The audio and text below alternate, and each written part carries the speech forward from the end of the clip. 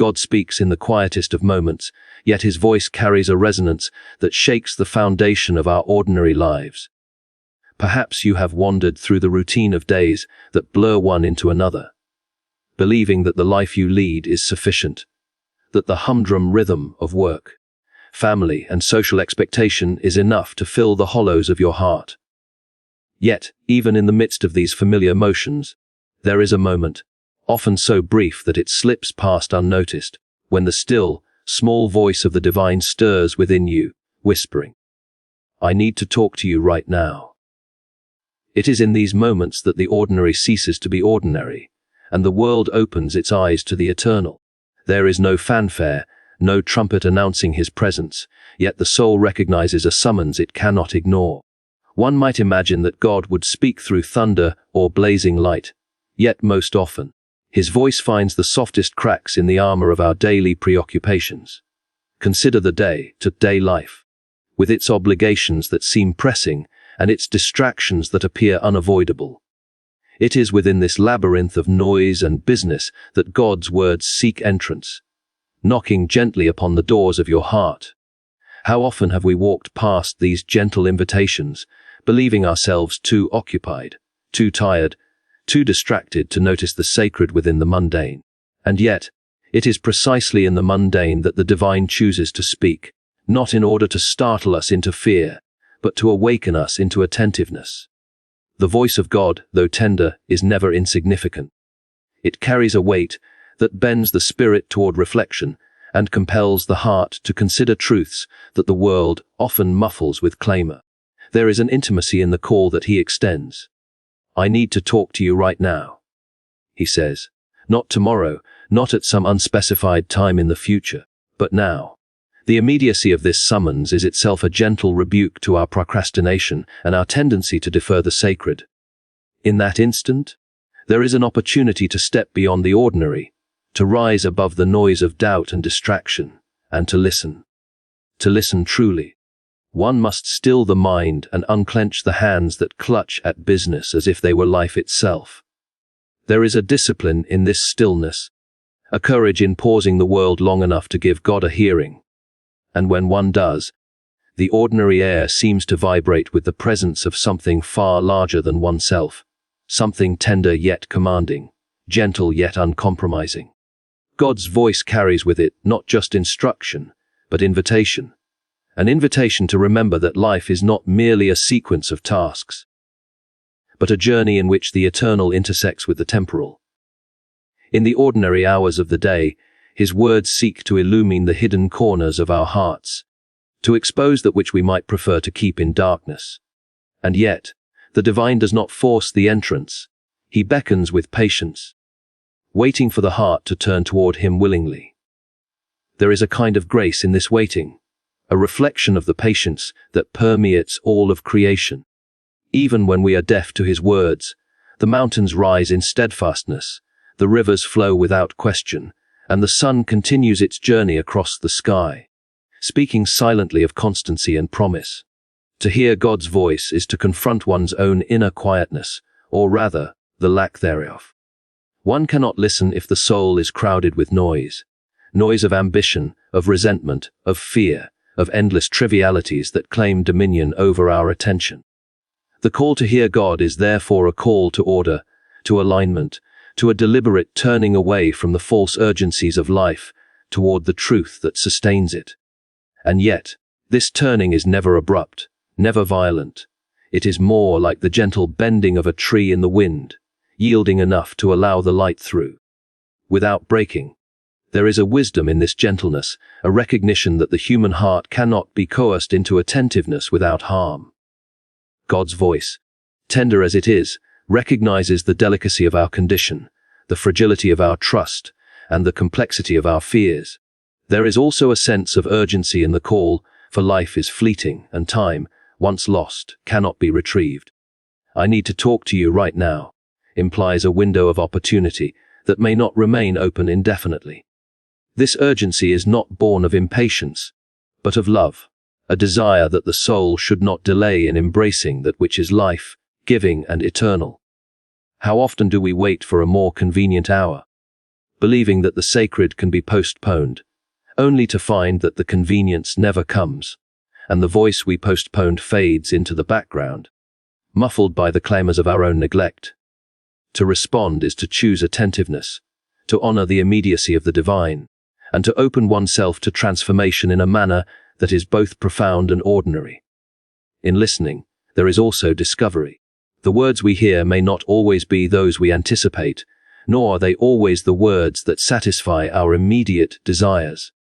They often carry with them an invitation to change, to repent, to stretch beyond the limitations of our comfort zones, to encounter life as it was meant to be lived, with courage, with humility, with wonder.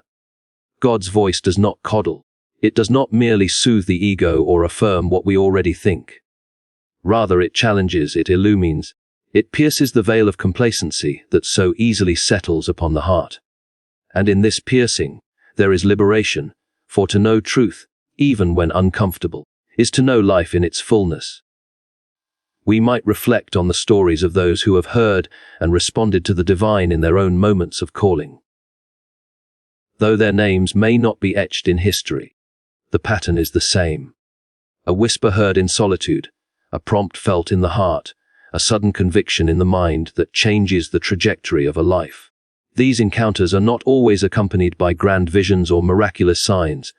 Often, they come quietly, as a nudge, a pause, a sense of being addressed directly by the unseen hand that holds all things. To recognize these moments is to cultivate attentiveness, a spiritual sensibility that is at once delicate and rigorous, capable of perceiving the subtle stirrings of eternity in the midst of the temporal. The moment of response requires courage, for it is never merely passive. To hear God's voice is to be called into action, to allow the words heard to permeate one's life, to change the pattern of thought, the inclination of the will, the disposition of the heart.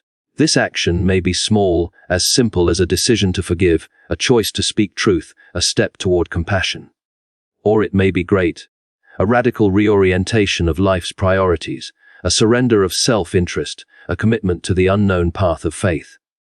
Whatever its measure, the response is a participation in the ongoing dialogue between the divine and the human, a dialogue that has been unfolding since time began, and which will continue long after the moments of our individual lives have passed. And so, the call comes, I need to talk to you right now. It is a call that transcends the mundane, that interrupts the habitual, that beckons the soul to remember its origin and its end. To heed this call is to enter into a relationship that is at once intimate and vast, personal and cosmic, tender and inexhaustibly profound. There is no formula for hearing, no recipe for responding, no guarantee of understanding. There is only the openness of the heart, the willingness to pause, the courage to face oneself honestly, and the trust that the words received, though mysterious, are directed toward life and not destruction. One might ask, what does it mean to listen truly? It means, first, to silence the distractions that fill the mind and heart, to lay aside the trivial urgencies that demand attention yet leave the soul empty. It means to cultivate a posture of attentiveness, a readiness to receive without presumption or impatience. It means to recognize that the call of God is not a mere abstraction, but a personal address, spoken to you, in this time, in this place, in this life. To hear God is to acknowledge that the ordinary is never merely ordinary, that every encounter, every circumstance, every passing thought may carry within it the seed of revelation, the spark of illumination, the whisper of eternity seeking entrance. There is also a humility in listening, for it requires recognition that one does not possess all wisdom, that one's perspective is limited, that one's understanding is incomplete. In this humility, the soul becomes receptive, not resistant, open to the truths that may challenge pride, comfort, and preconception. And in this openness, there is a freedom, for to be addressed by God is to be invited into life beyond oneself, life that encompasses both the seen and the unseen, the known and the mysterious, the temporal and the eternal. The experience of hearing God is both ordinary and extraordinary.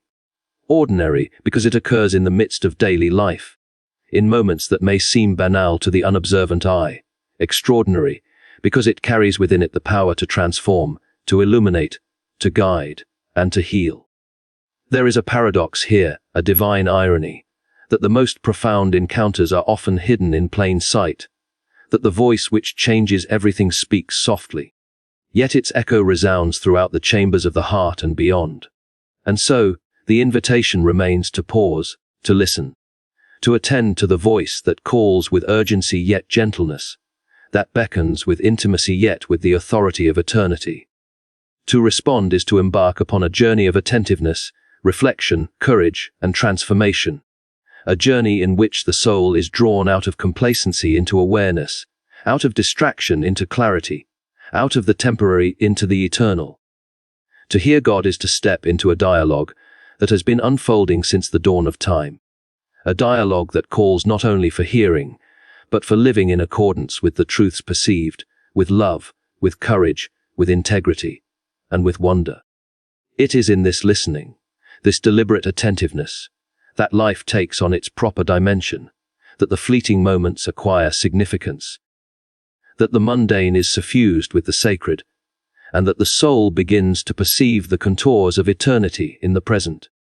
And though the path of response may be difficult, the rewards of hearing and heeding are immeasurable, for in answering the call, the soul aligns with that which is greater, more enduring, and more life, giving than the ephemeral concerns that so often dominate our attention.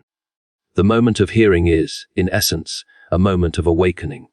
It is a moment in which the familiar is rendered strange and sacred, in which the routine becomes a vessel for revelation, in which the heart is invited into a new depth of understanding and participation in life itself. It is a call to courage, to humility, to attentiveness, to love, to faith, and to hope, a call that comes not once, but repeatedly, whenever the soul is willing to listen, to pause, to turn, and to respond. And so the voice persists, gently, insistently, tenderly, calling us to remember that amidst the endless distractions and demands of life, there exists a moment that belongs to eternity, a moment in which the soul can pause, the heart can open, and the mind can attend to the one who calls. It is a call to life, to truth, to transformation, to love, and to the eternal joy that accompanies the faithful response to a voice that will not be silent, whispers that we often overlook, in the quiet nudges that life provides, in the subtle guidance woven into ordinary moments. It is easy to believe that his communication must be grand, thunderous, or accompanied by spectacle. Yet, the divine has chosen a more delicate method. The gentle cadence of life itself, the unnoticed gestures of love, the recurring patterns that hint at meaning beyond what our eyes see. There is a beauty in this subtlety, a wisdom that respects the freedom of the human heart, for God does not compel, he invites. And it is in the invitation, tender and persistent, that the soul is drawn to recognition, to attentiveness, and ultimately to understanding. Consider the morning light filtering through the leaves, the song of birds that greets the day, the ordinary conversation that awakens a forgotten memory or insight. These are not accidents, nor are they mere coincidences. In their quiet consistency, they point beyond themselves. They speak to the attentive heart of a creator who cares deeply, who notices even the smallest stirrings of life. The subtle ways in which God communicates are not meant to overwhelm, but to awaken, not to coerce, but to attract, not to demand, but to invite. They call us to a vigilance that sees meaning in the commonplace and significance in the details that might otherwise escape notice. To perceive these gentle communications, one must cultivate what might be called spiritual attentiveness. This is not merely the act of noticing, but of listening with the heart and mind unencumbered by distraction. It is the patience to linger in a moment, the openness to sense truth where it is offered quietly, the courage to consider that even the most ordinary events may carry a message meant solely for you. In this attentiveness, life becomes more vivid, more textured, more imbued with possibility. The seemingly mundane gains depth, and the familiar world appears as a tapestry of meaning waiting to be discerned. God's subtle guidance often comes as a quiet prompting, an idea or conviction that emerges unexpectedly in the mind, or as a feeling of clarity in the heart. It may arrive as a hesitation in action, a pause before a word is spoken, a sense of peace or discomfort that urges reflection. These are his words, unspoken yet undeniably present, guiding without coercion, shaping without force. They are invitations to align with a greater purpose, to recognize that life is neither random nor without significance, but that every step, every choice, every encounter carries the potential for revelation when viewed through the lens of the divine presence. The challenge lies in noticing, for our world is filled with noise of distraction, noise of self-interest, noise of constant stimulation. To hear the subtle voice of God requires a deliberate effort to filter the claimer and focus on the patterns that speak of his presence. It requires a discipline that is both gentle and rigorous, gentle in its patience, rigorous in its persistence. One must train oneself not only to see but to perceive, not only to hear but to understand, not only to experience but to interpret. And in this disciplined attention, one discovers that the divine presence has never been absent. It has been there all along, awaiting recognition, inviting participation, offering wisdom. There is an artistry in God's subtle communication. It respects the human condition, acknowledging our limitations while stretching our capacities. It never shouts over our weaknesses, but it whispers into our strengths, nudges toward our potential, and illuminates paths that might otherwise remain hidden. These subtle messages often require reflection and contemplation. They demand that the soul slow down, that the mind become a canvas upon which meaning may be discerned, that the heart remain open to the quiet persuasion of love and truth. In doing so, one begins to notice a rhythm in life that mirrors the rhythm of the universe, a cadence that reflects order, intention, and care. The ordinary details of life, conversations, chance encounters, glimpses of beauty, experiences of joy or suffering, become vessels of divine communication when perceived with attentiveness. One may not always recognize the significance of these moments immediately.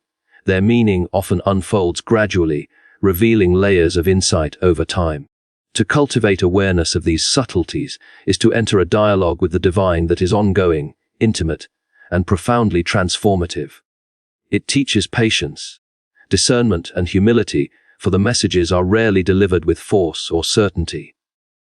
They are invitations to consider, reflect, and respond with integrity and attentiveness. It is also important to note that God's subtle communication does not always comfort. Sometimes it challenges, exposes, and questions.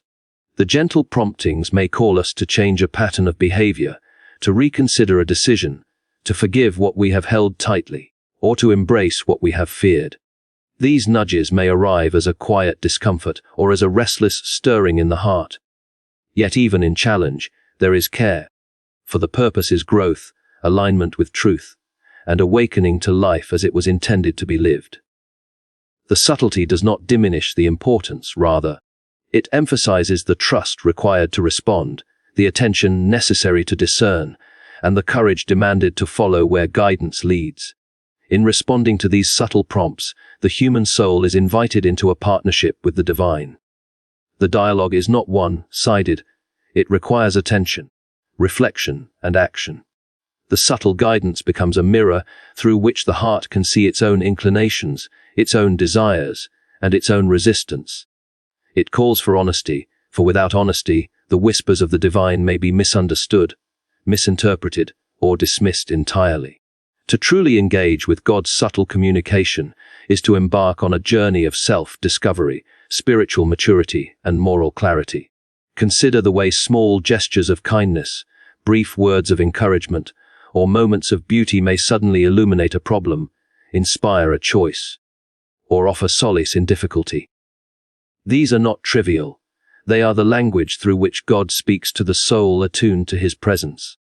Each subtle sign carries a message tailored uniquely, for the divine knows the heart intimately. It is a conversation conducted not in grandeur but in intimacy, not in spectacle but in quiet, not in force but in invitation. And in these moments, life gains depth, perspective, and meaning that might otherwise be lost in the distraction of constant activity. Thus, the subtle ways in which God communicates call us to a life of attentiveness, reflection, and appreciation. They remind us that the ordinary can be extraordinary when viewed with the eyes of understanding, that life is filled with signs and symbols pointing toward something greater, and that the divine is always at work, even when unseen. These subtle promptings teach patience, encourage discernment, and cultivate an awareness of beauty, goodness, and truth. They remind us that the sacred is not limited to moments of grandeur, but is woven into every thread of daily existence, available to those who care to notice, willing to receive, and courageous enough to act. To live with awareness of these subtle communications is to embrace a life of mindfulness, presence, and intentionality. It is to recognize that no encounter is trivial, no moment wasted, no experience without potential significance. It is to cultivate a heart that notices, a mind that reflects, and a spirit that discerns, understanding that every whisper of guidance, however quiet, is an opportunity to align more closely with the divine will. It is a practice of attentiveness that opens the door to transformation, insight, and the ongoing revelation of meaning in the world around us. The subtle voice of God is patient, persistent, and profoundly loving. It invites, nudges, guides, and illuminates, asking only that the heart be ready, the mind be open, and the soul attentive. It teaches that life is a tapestry in which the ordinary is never merely ordinary, that the mundane is always imbued with the potential for insight, and that love, wisdom, and truth are present in every detail, waiting to be perceived, understood, and embraced. And so, the call continues, quiet yet insistent, tender yet unwavering, subtle yet profound. It is a reminder that God speaks even when we do not notice, that the ordinary holds the extraordinary, and that the smallest details may carry the weight of eternal significance. To respond is to engage, to participate, to live fully in the dialogue between the human and the divine, to allow the whisper of guidance to shape thought, choice, and action, and to cultivate a life that is increasingly aware of the sacred within the ordinary, and the ordinary within the sacred. There is a profound transformation that begins when we pause to hear the voice of God, when we allow ourselves to be addressed by the divine, and to consider what He might be saying to us in this precise moment. It is a transformation that begins quietly, almost imperceptibly, yet its effects ripple through every aspect of life, reshaping thoughts, habits, desires, and choices. The personal transformation that comes from listening is neither superficial nor fleeting. It is a deep rearrangement of the heart, a subtle but undeniable reorientation of the soul toward truth, love, and the sacred rhythms of existence. To allow oneself to be shaped by God's words requires courage, for it is a journey that confronts the self with its limitations, its pride, its weaknesses, and its misconceptions. We are accustomed to a version of life in which we believe ourselves capable of directing our own paths, capable of discerning our own truths, capable of managing the consequences of our choices.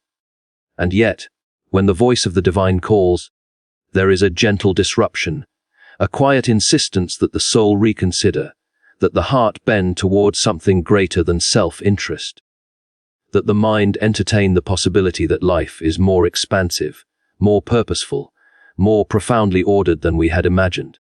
Transformation begins with attention. The human heart, when fully attentive, begins to perceive its own patterns, its own inclinations, and the ways in which it has been conditioned to respond to life. It notices the recurring errors, the unnoticed assumptions, the choices that have been guided by fear, pride, or habit rather than by truth. And it is in this noticing, this illumination, that change begins to take root. The soul recognizes the areas in which it has drifted from the path of love, honesty, and integrity, and a desire arises to correct, to align, to restore. This awareness is both humbling and liberating, for to recognize one's own missteps is to open oneself to guidance, and to receive guidance is to participate in life as it was meant to be lived, fully, courageously, and attentively. The voice of God does not merely call us to recognize what is wrong, it also points toward what is possible, toward the potential for growth, for love, for righteousness, for joy. Transformation is not only a turning away from what hinders, but a turning toward what uplifts.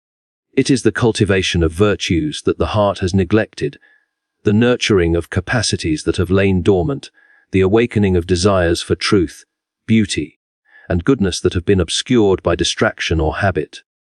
In this turning, one begins to perceive the contours of a life lived in alignment with divine intention.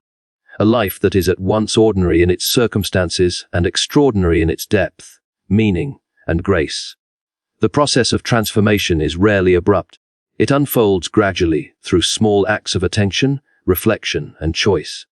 A word of kindness spoken when it is inconvenient, a decision to act with integrity when dishonesty is easier, a moment of patience when impatience tempts the heart. These are the small revolutions that shape character and cultivate spiritual maturity. Each act of alignment with divine prompting, no matter how seemingly insignificant, is a step toward wholeness. It is in these small steps that the soul learns to trust, to hope, and to love more fully. And it is through the accumulation of these moments that transformation becomes evident. There is also a profound sense of freedom in this transformation. The human heart, when guided by its own self-interest, is often bound by fear, pride, and attachment. Yet, when it listens to God, it discovers a freedom that is at once exhilarating and gentle. It is a freedom that does not come from control or mastery, but from trust, surrender, and alignment with what is true and eternal. To follow the promptings of the divine is not to lose oneself, it is to find oneself more fully, to discover the life that was always intended, and to participate in the unfolding of a world imbued with purpose and love. Transformation is also deeply relational. As one is reshaped by the words of God, one's relationships with others begin to reflect this change. Patience replaces irritation, compassion replaces indifference, forgiveness replaces resentment, and understanding replaces judgment. The transformation that begins within radiates outward, touching family, friends, and even strangers. In this way, personal transformation becomes a conduit for communal good, a ripple that extends beyond the boundaries of the self into the wider world.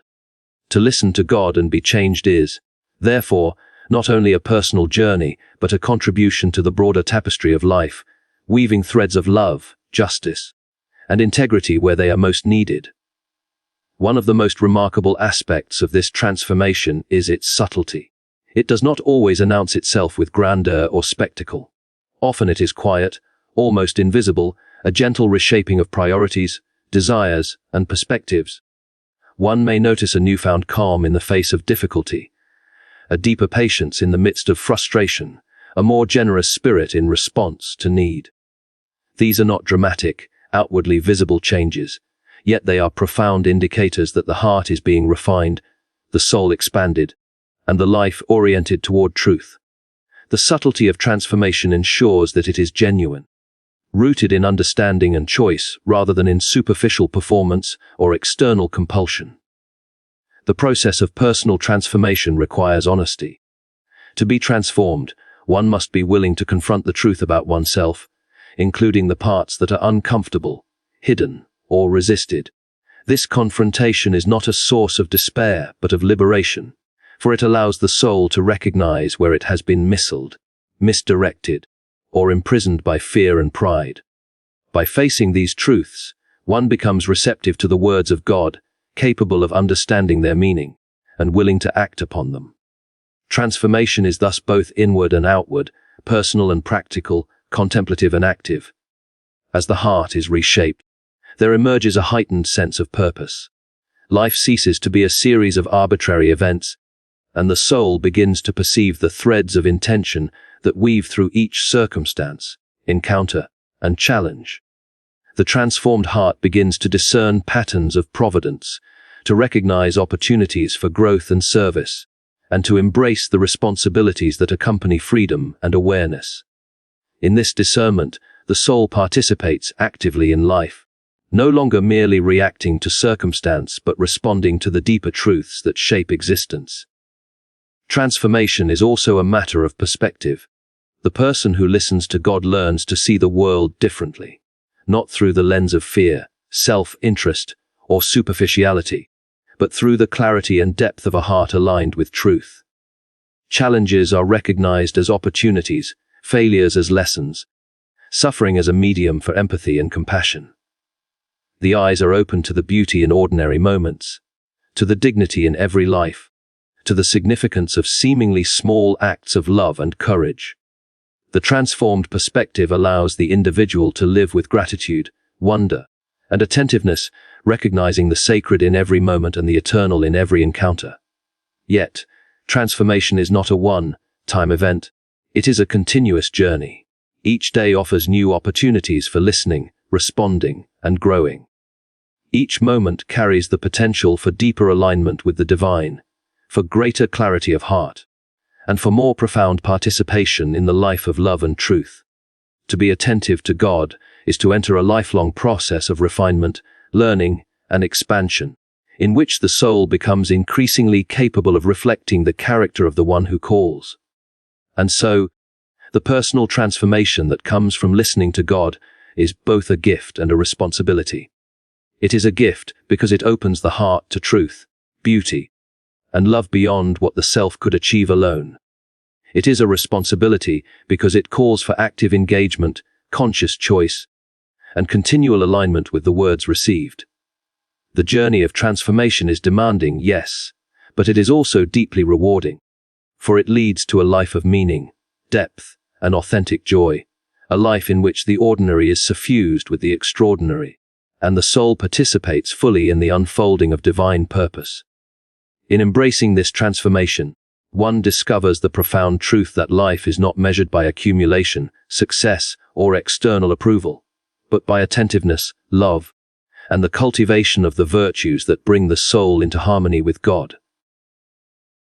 The transformed heart becomes a source of light in the world, a vessel of compassion and understanding, and a witness to the enduring presence of the divine. Each act of attentiveness, each choice to respond faithfully, each moment of alignment with truth contributes to a life that is increasingly radiant with purpose, grace, and love. Transformation is, in essence, a reordering of the self in accordance with the wisdom and guidance of God.